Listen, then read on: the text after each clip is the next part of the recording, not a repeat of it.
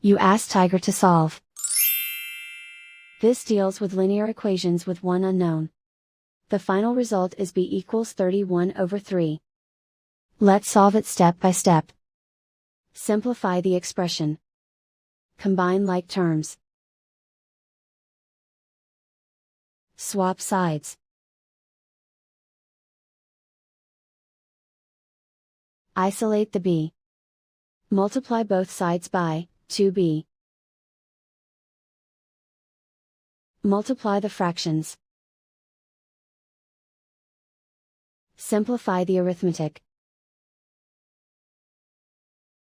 Multiply the coefficients.